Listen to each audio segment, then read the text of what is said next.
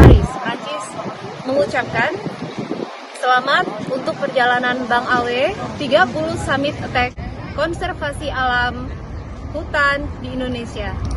Indonesia adalah paru-paru dunia. Salam lestari.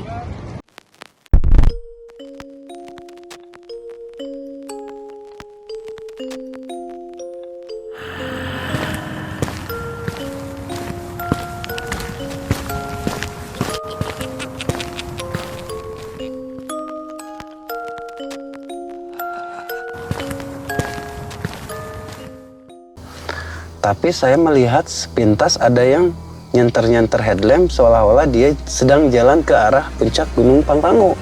Saya kejar terus, lebih dalam lagi, lebih atas lagi, sampai di puncak Gede Pangrango saya teriak-teriak, woi, woi, woi, gitu kan. Gak ada. Saya nanya, Bang, lihat cewek nggak yang di belakang saya waktu turun tadi? Kata si pendaki itu, Akang tadi turun sendirian. Lebih baik kita menjadi orang biasa saja daripada kita menjadi orang yang diam di istana. Tetap ada di belakang Mangami. Iya, itu.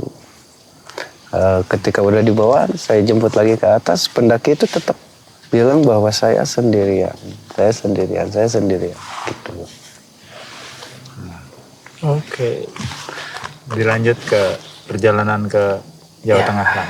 Tapi kesimpulannya gini, saya menganggap bahwa itu adalah tokoh imajiner saya. Karena saya dalam keadaan galau dan butuh teman cewek.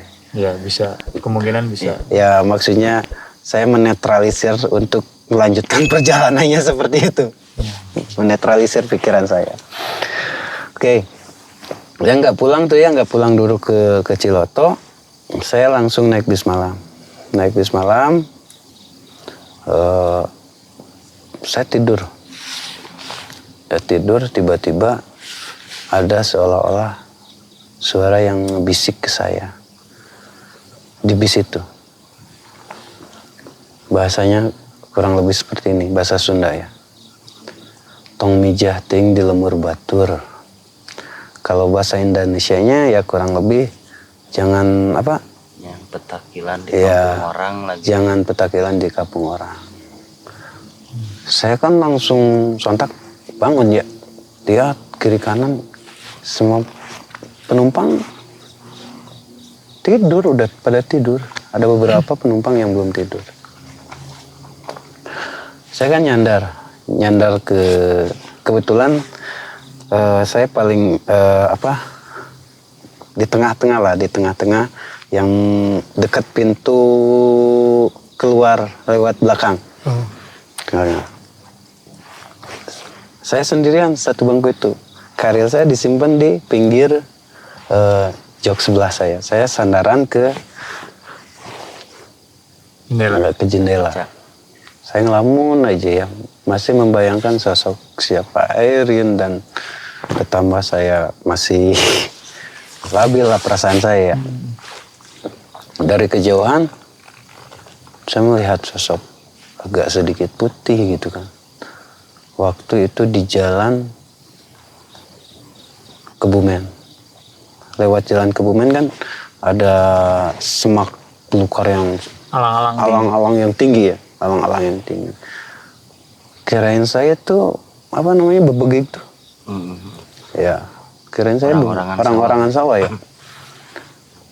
Terus saja saya liatin dia. Semakin dekat, semakin jelas ternyata itu sosok perempuan. Jelas sekali wajahnya. Duh, saya merinding, Bang. Sama. Kalau ingat itu saya merinding, Bang. Jelas sekali wajahnya dan dia menyeringai. Ini. Sambil dada. Iya. Allahu Akbar. Bener, Bang. Udah gitu. Merindingnya untuk kuping lah. Udah itu kan bangku orang lain tuh di depan bangku saya lewat satu bangku ada bayi tiba-tiba dia nangis. Tiba-tiba dia nangis histeris. Sampai bayi itu nggak bisa diberhentiin nangisnya. Enggak, terus nangis kenceng banget. Semua penumpang di sana bangun. Nah, dari arah belakang saya, paling belakang, duduk paling belakang, ada sosok laki-laki lewatlah ke saya. Dia memakai baju adat Jawa, baju selera, ya rurik kebut, terus pakai bando, pakai celana hitam, pakai sandal capit biasa. Dia ngelewat ke saya, terus dia pegang kepala bayi itu, pegang nih. Nah, dipegang kepala bayi itu, sontak bayi itu langsung berhenti menangis Bang. Berhenti. Nah, ketika dia mau balik lagi ke bangkunya atau ke kursinya, ngelewatin kursi saya dulu kan tuh. Dia seolah-olah marah ke saya. Dia melotot. Ya, memberikan wajah nggak bersahabat lah. Melotot aja gitu tah. Ya, saya kan nggak tahu masalah apa-apa, langsung nunduk aja gini kan. Nunduk aja gitu. Udah. Oke, saya kontak teman-teman saya dan teman-teman saya ngejanjiin bahwa saya turun aja di daerah Ring Road ya. Dan kebetulan Kang Indra Pancakaki juga ikut waktu itu. Maksudnya nyusul. Saya dari Ring Road turun, saya kontak. Jogja ini ya Ring Road ya? Iya, saya kontak teman saya kan, Tamir. Sama Tony. Maksud saya Tadrik sama Tony. Tadrik saya kontak. Katanya Tony yang akan jemput. Ketika saya kontak-kontakan, waktu itu masih BBM ya, belum WhatsApp. BBM-an, dari belakang saya nepuk, plak. Ternyata cowok yang tadi, bapak-bapak yang tadi, yang di bis yang melotot tadi. Dia nanya, mau kemana? Mau ke Gunung Merapi Pak.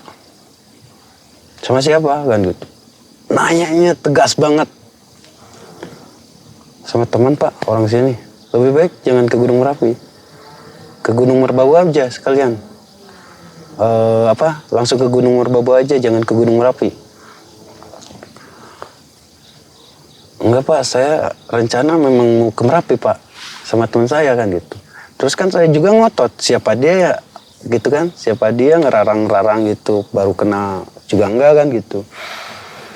Terus dia nunjuk ke arah Ariel, minta air lah dia. Kirain saya air itu mau diminum sama dia. Dia buka, dibaca-baca, dijampi-jampi, blablabla, tutup lagi, dikasih ke saya. Sebelum naik Gunung Merapi, naik Gunung Merapi, air ini digunakan setengah untuk minum, setengah untuk mandi. Oh iya Pak, makasih. Gak bersahabat banget bapak-bapak itu. Gak bersahabat. Akhirnya datanglah. Tidak lama kemudian datang teman saya, Tony. Tony langsung ngejemput. Waktu itu kisaran jam 3 subuh lah, jam 3 subuh. 3 subuh sampai di kos-kosan ya, kos-kosan Kang Mas Tamir, Mas Tadrik. Saya tidur, saya kontak Kang Indra Pancakaki. Om, jadi nggak ke Jogja katanya. Oh jadi dia sekarang lagi di perjalanan, katanya seperti itu. Kisaran kalau nggak salah maghrib ya, maghrib lah. Kang Indra datang, saya cerita kejadian saya waktu di Pangrango. Bukan, nggak di Pangrango malah.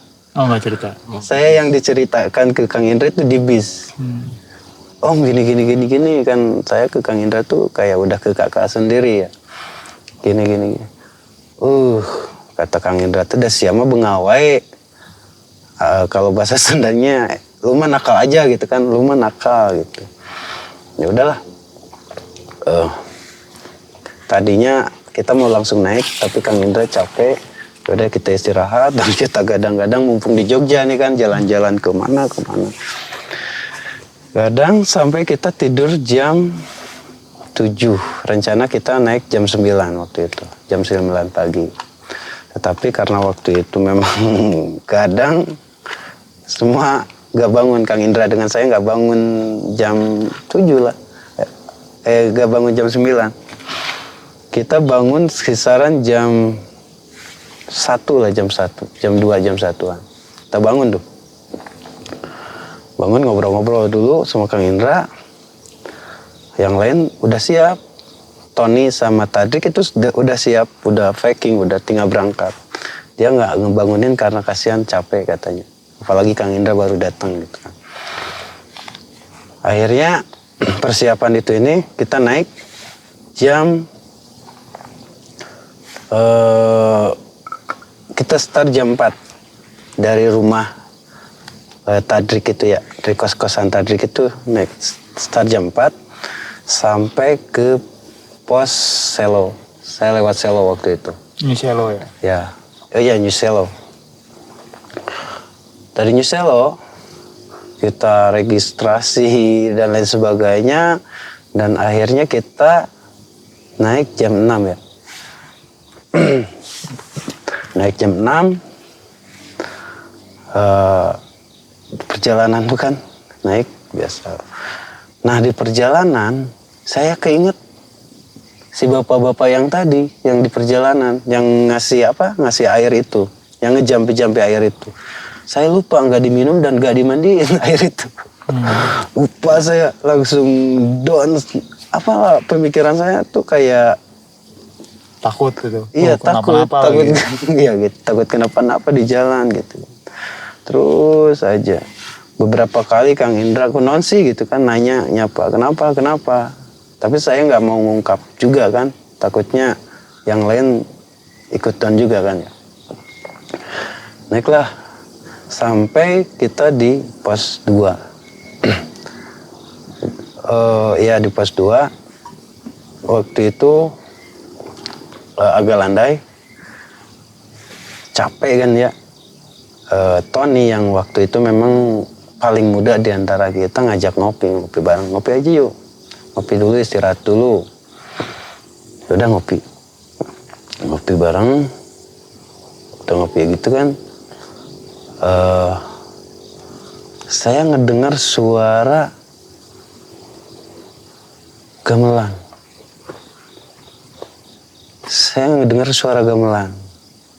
Saya lirik ke Kang Indra. Kang Indra cuek-cuek aja dengan bercandanya dia kan. Ketawa-ketawa. Saya nggak ngomong ke yang lain, cuman lirik-lirik doang gitu. Ya, ke Tamir pun sama, dan ke Tony pun sama gitu kan. Saya senter-senter lah. Takutnya itu adalah pendaki yang memang bawa waktu itu musik box yang disimpan di yang kecil itu di pinggang. Takutnya ada pendaki yang sengaja ngedaki gunung pakai musik box. Jalan naik lurus, tapi maksudnya di center terus. Gak ada salah satu pendaki pun. Hingga akhirnya saya center ke arah kiri saya waktu itu saya ingat banget. Di arah kiri saya itu ada batu yang lumayan besar di center. Di sana saya melihat ada meringkak. Ada penari, Bang. Ada yang lagi menari di sana. Di atas batu. Di atas batu itu. Saya ada yang menari. Ketika saya center ke sana, yang menari itu lihat wajah saya. Dan terbang. Langsung. Setelah terbang kan saya takut, saya meluk Kang Indra. Kang, cepet kita naik ke atas. Saya nggak nyeritain bahwa di sana ada penari yang terbang. Kang, cepet kita naik ke atas. Maksa saya. Ya udah, kita naiklah ke atas. Lanjut ke atas. Di perjalanan itu pertama Tadrik, Kang Indra, saya paling belakang Tony. Jadi perjalanan naik, waktu ada tanyakan agak sedikit curam, Tadrik kepleset dan kaki kanannya terkilir. Kita urut-urut, kita berunding nih, kita mau turun apa mau lanjut, gitu kan? Ya udah kita lanjut dengan catatan gantilah leadersnya. Ya udah Kang Indra waktu itu yang mentalnya masih kuat jadi leader. Dia naiklah ke atas. Naik ke atas sampailah di Watu Gajah. Di Watu Gajah itu kita semua melihat ada seorang pendaki yang lagi duduk sendirian. Kita semua melihat pendaki ada yang lagi duduk sendirian. Duduk, dia ditanya sama Kang Indra, sendirian aja bang? Dia hanya isyarat ngangguk aja. Bareng kita lah naiknya yuk, biar rame-rame. Dia hanya senyum aja, nggak ngeluarin suara sama sekali. Dia nunjuk, kan kalau Watu Gajah gitu. Watu Gajah, kita kan harus naik Watu Gajah. Nggak ada jalan lain. Ya nggak ada jalan lain. Dia hanya nunjuk pinggir Watu Gajah. Nah, Kang Indra waktu itu melihat kondisi Tadrik yang memang kakinya udah agak bengkak, ya udah lebih baik jangan ngelewatin Watu Gajah, kita melipir aja lewat pinggiran Watu Gajah. Ya udahlah nggak apa-apa kan gitu ya, itu udah malam juga tuh. Kita melipir lewat Watu Gajah, pertama Kang Indra, kedua waktu itu saya masih ingat, kedua Tadrik, tiga saya, keempat Tony. Saya udah selesai melipir ke Watu Gajah, Tony tiba-tiba lari ke arah kita. Sambil tengah-tengah, dia bilang, "Woi, yang tadi bukan manusia, yang tadi hilang."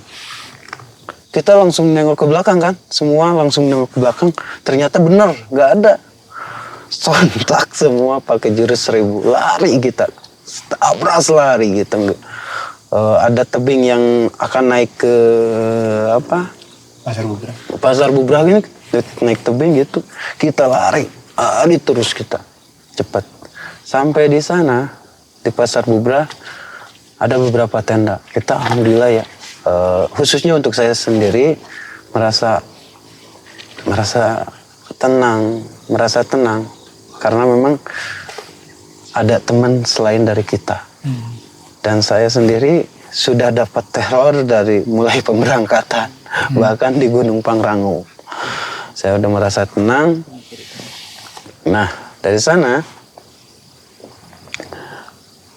karena memang kita, anggaplah ketakutan ya, saya nyampe. Minta gabung. Kang gabung ya? Mas gabung ya? Ya udah, di pinggir kita aja kan gitu. Ya udahlah, kita pasang tenda. Itu waktu itu kisaran jam 1 apa jam berapa, udah dini hari waktu itu. Kita pasang tenda tuh di pinggir tenda-tenda mereka. Udah pasang tenda, kita bikin makanan ya. Udah beres makan, tiba-tiba orang yang dari tenda sebelah tuh datang ke kita. dari mana nih gitu ya, tanya saling sapa lah. Oh saya dari Cianjur, saya dari biasa sapa ngobrol-ngobrol hingga akhirnya dia dia memperkenalkan diri, namanya saya lupa lah, Imam kalau nggak salah ya, Imam. Nah dia tuh guide lah kalau sekarang ya, guide. Dia sedang nganterin teman-temannya yang dari Semarang kalau nggak salah ya. Oh Surabaya, yang dari Surabaya, Surabaya dia nganterin. Ternyata dia emang rumahnya deket di pos New Selo itu.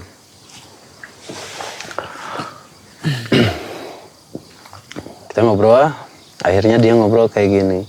Kalau nanti jam 2:30 ada suara rame-rame, lebih baik diem aja di tenda dan jangan keluar. Dan jangan keluar, apalagi melihat sekitar, gitu kan? Apalagi melihat sekitar. Kenapa, gitu kan? Biasanya di sini ada pasar, gitu, pasar.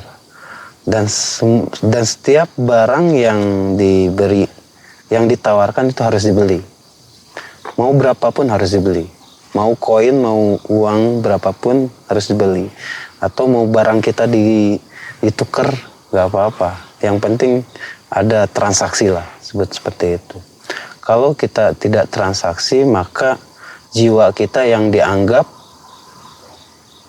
menjadi jaminan mereka. Kata Imam tuh seperti itu. Kita kan agak sedikit ketakutan, udah takut dari bawah ya. Udahlah kita masuk tenda semua, masuk tenda. So, saya ngelihat Kang Indra, Tony, Tadrik tidur. Saya nggak bisa tidur karena masih keinget masalah air gak diminum, gak dimandiin, terus ada penari juga kan gitu. Terus tadi di Watu Gajah ada seorang pendaki ya yang kita nggak kenal. Saya nggak bisa tidur. Pertama saya ingat juga waktu kejadian di Pangrango, terus aja gitu. Nah baru mau tidur, tiba-tiba Tony waktu itu ngebangunin. Tony sama tadi ngebangunin saya. Nih bangun. Ngedenger gak? Apa sih? Saya kan ngebangunin kakak saya, Kang Indra. Om bangun. Kang bangun Kang. Bangun lah. Kedengar gak? Seperti suara bisik pasar. Terus kayak ada orang yang berkomunikasi tapi kita nggak ngerti komunikasi apa gitu. Hingga akhirnya kata si waktu itu, ya udah kita pura-pura tidur aja. Kita masuk tenda, masuk sleeping bag lagi aja. Kita masuk sleeping bag, kita pura-pura tidur aja. Dimerem-meremin. Dan tiba-tiba ada suara yang mendekat ke tenda kita. Cah, dagingnya cah. Cah, dagingnya cah. Itu berapa kali suara itu terdengar. Tadrik waktu itu langsung ngambil 4 koin, kalau nggak salah 4 koin, dibukalah tenda sedikit, dan dilempar uang 4 koin itu. Untuk 4 orang, sambil dia ngelempar sambil berteriak untuk 4 orang, langsung tutup lagi. Seketika suara hening kembali, Pak. Hening kembali. Gak ada suara apa-apa, yang ada suara hanya angin lah di sana. Ya, waktu itu terang lah ya, jam 6. Saya yakin teman-teman saya termasuk Kang Indra nggak tidur waktu itu, tapi pura-pura tidur aja. Jam 6 kita summit dulu ke puncak, foto-foto bentar, kita turun. Udahlah, kita memang pengen turun secepatnya. Memang kita pengen istirahat karena untuk pribadi saya juga udah lelah lah gitu. Pengen mengakhiri lah gitu. Teror ini. Sampailah di Watu Gajah. saya melihat jalan yang kita lewati semalam itu ternyata jurang. Hanya ada paling 30 cm lah. Watu Gajah 30 cm kecil, jurang terus. Tapi sebetulnya jalur tadi itulah yang ditunjuk sama pendaki itu ya? Iya. Ya udahlah. Karena siang kita langsung lewat jalur Watu, naik ke Watu. Turunlah kita, sampailah di base camp. Kita istirahat dulu. Nah tiba-tiba saya melihat foto di salah satu base camp itu. Melihat foto sama persis foto itu yang semalam kita ketemu. Orang Watu Gajah? Iya. Memakai jaket merah abu, terus pakai apa? Sal ya, pakai sal. Flyer, bandana. Ya, bandana gitu. Zaman dulu masih bandana ya. Celana jeans sobek. Ya. Nah, kok ini kayak waktu semalam ya? Saya ngasih tahu ke teman-teman yang lain. Coba lihat. Pernah lihat gak orang ini? Saya ngasih kodenya gitu aja. Pernah lihat gak? Dan semua orang, ini kayak orang yang semalam ya. Termasuk Kang Indra, termasuk Tony, Tadrik. Ini orang semalam ya. Kita langsung nemuin salah seorang pengelola base camp itu. Kang, Mas, foto itu foto siapa ya? Ya, foto itu foto korban yang jatuh di Watu Gajah itu. Jadi ada salah seorang pendaki yang jatuh di Watu Gajah itu. Mamanya ada dong. Namanya siapa? Saya lupa. Karena ketika saya menyebutkan nama itu selalu merinding. Jadi saya nggak mau menyebutkan lah. Iya. Tidak lupa tapi tidak mau menyebutkan. Iya, tidak lupa. Tapi memang tidak mau menyebutkan sama sekali. Nah, sampailah kita pulang sampai ke kosan Tadrik. Kosan Tadrik sampai kita istirahat. Kang Indra manggil saya, Ming, air yang kemarin dikasih itu katamu mana kan gitu ya? Oh itu ketinggalan. Saya lihat air itu udah keruh, pas dibuka bau amis. Bau amis. Ditumpahkan lah air itu. Bau amisnya jadi serumah. Padahal itu ditumpahkan ke toilet. Bau amis sampai di lap air itu. Amisnya itu Kayak amis ikan apa amis daging? Darah. Atau? ya kayak darah gitu. Amis darah. Amis Iya, darah.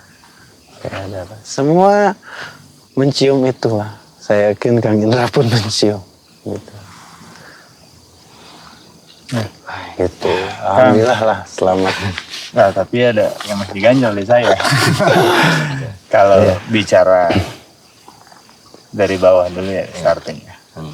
Di pos 2 lihat penari menggunakan pakaian penari Jawa ataukah seperti apa pakaiannya? Dia memakai pakaian penari Jawa dan memakai Selendang. iya. Jadi selendang itu dipegang. Iya. Warna apa selendangnya? Warna hijau, warna apa? Kalau bajunya itu warna hijau.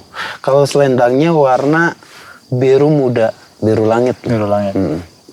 Wajahnya? Gak begitu jelas saya melihat. Rambut di apa? Sanggul. Iya di sanggul. Oke, kalau Watu Gajah kan ya jelas lah fotonya ada di Niselo. Pasar Bubrah. Nah itu pasar. Saya di Pasar Bubrah tuh saya seolah-olah merasa bahwa ini akhir saya. Karena memang sudah dihantui dari mulai bawah sampai ke atas. Sampai di Pasar Bubrah saya mendengar jelas ada seperti itu. Dan belum lagi si imam itu memberitahu kalau misalkan barangnya tidak dibeli, barang itu, maka jiwa kita yang dianggap bayarannya. Pagi hari pada saat mau summit, ketemu lagi nggak sama imam? Ketemu, saya cerita. Terus imam? Mereka nggak dengar malah. Oke. Mereka nggak dengar. Jadi cuma kelompok Kang Aming aja ya berempat. Koin yang dilempar nih. Koin yang Nggak ada. dilempar. Nggak ada. Nggak ada Kang Indra lah. Kang Indra kan dengan tingkah kadang-kadang lucu, kadang-kadang seremnya. Dia cari-cari. Nggak ada sama sekali. Di pasar Gubra. Bubrah. Yang mereka tawarkan daging ya? Daging ya? Dagingnya diambil nggak? Wah, kalau dagingnya diambil. Kalau misalkan Saya nggak. jual beli kan ada yang dikasih, ada yang diberi kan. Iya, gitu. iya. Ada Maksudnya, transaksi ya? ada transaksi di situ. Apa dilempar kayak gitu kan juga, wah ini orang nggak sopan banget juga kan. Nggak tahu. Kalau di Bubrah, Heeh. saya juga pernah ngalamin sama persis kayak gitu. Pasar, iya maksudnya melihat. Kalau saya sih memang benar-benar melihat karena saya keluar. Tapi kalau misalkan di pasar Dieng, di Lau via Ceto, itu transaksinya memang real, dalam artian pada saat kita melempar koin, kita mengambil aja sebutir pasir atau apapun itu kita kantongin. Itu di pasar Dieng, pasar Dieng. Iya.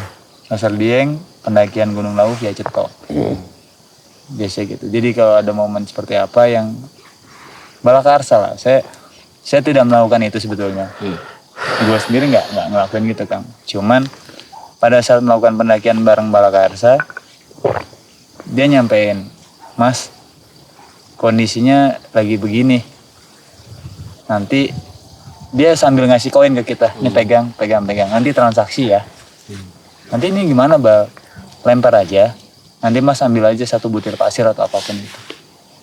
Jadi nggak banyak, ambil satu butir lah pasir. Sebagai tanda bahwa kita bertransaksi. Tapi kan tadi kata siapa, Mas Imam itu kan apapun yang ditawarkan itu dibeli kan gitu. Iya, Ambil. Nah bahasa ambil kan ada yang pasti, Iya. ada yang harus barangnya harus diambil gitu ya. Tapi itu tidak. Tidak sama sekali, karena memang si itu hanya membuka sedikit resleting tenda dan dia keluar hanya tangannya dilempar gitu doang. Ngelihat nggak sih sosok yang kan suara ada. Enggak, Ca, saya. apa itu tadi bahasanya? Ca dagingnya aja. Nah, ca dagingnya, ca. Apa suara? Atau apa memang kalau di tanah kan akan kelihatan bayangan-bayangan itu? Ya. Ada nggak sih bayangan? Enggak ada. Kita hanya dengar suara.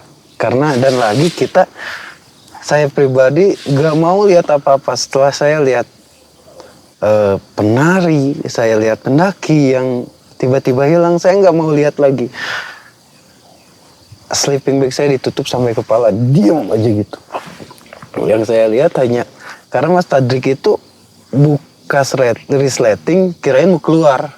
Saya mau mencegah, tapi dia hanya membuka resleting dan mengeluarkan tangan, lempar koin 4. Untuk 4 orang, gitu aja, tutup lagi. Yuk tidur. Itu serentak nggak ada gitu. Ada jeda sih beberapa. Jeda, suaranya yang makin kecil dan hening. Satu misterinya satu lagi. Pada saat si pendaki yang di Watu Gajah itu menunjuk ke arah jalur, berarti kan dia teman-teman Kang Aming dan teman-teman melewati jalur yang dia tunjuk. Iya. Satu, apakah pendaki itu menyarankan ya? Siapa tahu ya, menyarankan pada timnya Kang Aming kalau ada salah satu yang cedera lewat situ lebih landai, ataukah situ jurang? Iya, saya nggak tahu. Jadi bahkan saya pun bertanya-tanya pada akhirnya. Tapi Ya sudahlah, udah sampai ya atas. sudahlah gitu kan. Tapi ketika di bawah, kenapa si penjaga atau si pengelola base camp itu mengatakan bahwa itu adalah salah satu korban yang terjatuh di jurang dekat Watu Gajah itu. Ketemu nggak ceritanya misalkan? Katanya ketemu jasadnya ketemu. Keangkat lah. Tahun berapa lah lupa saya gitu. biasanya kan ada juga faktor alam ya Bang, yang memang ada hal yang memang mengarahkan kita untuk di Gede Pangrango banyak lah. Pendaki diarahkan untuk ke satu tempat padahal di situ misalkan ada sesuatu gitu yang memang harus disempurnakan lah. Banyak. Titip pesan lah ya. Itu ya, pesan lah banyak, ada pesan dari.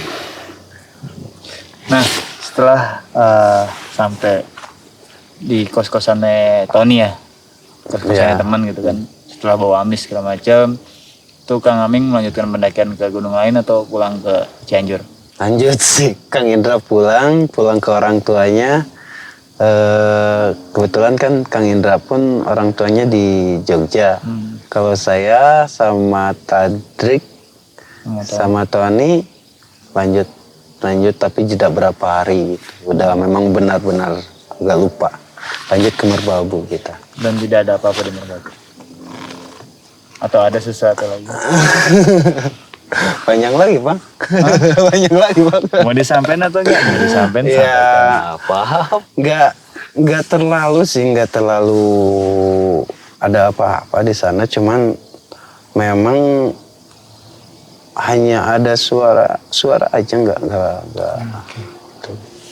Wah, menarik ya Bang ya. Lumayan. Soalnya gini, greget dari mulai berangkat sampai Ini segala apa sih? Sampai ada yang memberikan kenyamanan kan di ceritanya sama pula kan gitu di Pangrango. Dia diputusin apa segala macam. Terus di bis juga dia dilambain tangan sama itu di alang-alang gitu. Tengah hari gitu. Saya masih ketika ingat itu saya masih merinding, jadi masih ingat. Iya, teman-teman, jadi apa yang dialami oleh Kang Aming ini benar-benar apa ya, kayak runtutan terus. Iya. Seolah-olah mengingatkan bahwa apa yang Kang Aming lakukan bukan sesuatu yang benar ya, maksudnya bukan sesuatu yang benar. Gunung itu bukan tempat pelarian sebetulnya kan. Oh iya. Gini Kang, kalau misalkan selama saya mendaki pada saat kalian tidak dalam posisi yang positif secara pemikiran, secara mental, jangan sekali-sekali pergi ke gunung. Nah, karena risikonya sangat tinggi gitu. Ini Bang, ingat saya. Udah lama itu ya, hampir udah 2 minggu saya di Jawa. Saya pulang ke Ciloto. Kang Indra datang. Saya baru sehari di rumah lah. Kang Indra datang ke rumah. Dia nanyain apa saja yang dialamin, yang tadi diceritakan oleh saya gitu kan. Tiba-tiba emak saya datang waktu itu. Saya nanya, "Mak, saya kejadian ini loh di bis, ada yang membisikin terus kayak diikutin siapa gitu, bahkan sampai ada orang yang ngasih air Mak kan gitu." Kata Mak bilang gini, "Itu mah karuhun maneh nu arek ngajaga maneh. Jadi itu mah leluhur kamu yang akan menjaga kamu selama perjalanan." Katanya gitu, kata Mak gitu. Tapi ya tetap ya ada beberapa kejadian-kejadian di luar nalar, walaupun memang kata Mas seperti itu. Betul. Baik. Saya ini jadi khawatir. Ini harus diselesaikan cara adat. Jadi maksudnya orang galau dalam keadaan pikiran yang tidak sehat naik gunung gitu ya. Ya. Ini memang harus ada pesan. Pesan banyak ada pesannya gitu. Maksudnya tadi Kang Aming setelah kayak berentet gitu ya Bang ya, dengan galau ya, segala macam. Nah, maksudnya setelah naik gunung, setelah diteror, hilang nggak galaunya Bang? Enggak. Hah? Enggak. Berarti naik gunung juga ngapain sebenarnya di kasur kan? Bukan jalan keluar lah. Iya. Bukan solusi yang baik. Ya, resikonya sangat gede banget Kang. Satu, naik gunung kan kita butuh fokus. butuh konsentrasi gitu kan, butuh fisik yang prima gitu kan. Pada saat dalam kondisi kayak gitu saya yakin lah Iya. nggak ada orang yang bisa fokus 100% gitu kan. Jadi resikonya tuh sangat tinggi. Jadi ini udah jelas salah satu contoh yang benar-benar tidak pantut ditiru lah. Soalnya halunya juga bisa Kacau. resikonya ada di dia kan gitu. Iya betul. Bisa jadi ini bukan sesuatu hantu yang menakutkan, tapi ini adalah karena permainan pikirannya Kang Aming sendiri yang membuat itu jadi muncul. Gitu. Untung di alun-alun Surya Kencana di barat ngarah larinya ke arah Salabintana. Coba kalau si ceweknya ada di arah di puncak, Lari ke puncak. puncak larinya Ke Jurang. kawah kan. Itu kan sesuatu yang Ya, itu benar. Oke, teman-teman, banyak hal yang dipetik dari apa yang disampaikan oleh Kang Aming. Sekali lagi pesan pentingnya adalah jangan pernah sekali-sekali kita atau kita semua naik gunung dalam kondisi sebagai pelampiasan atau dalam kondisi secara psikologis tidak sehat, dalam arti tidak sehat, galau, sedih, apapun itu jangan. Dan diusahakan naik gunung jangan sendiri. Nah itu. Minimal kita punya satu tim itu duo kah, bertiga kah, berempat kah, terserah. Usahakan jangan sendiri gitu. Kalau memang pengen sendiri, pilihlah hari-hari yang mungkin kemungkinan juga ramai segala macam, jadi mungkin banyak barengan lah Kang. Itu aja sih.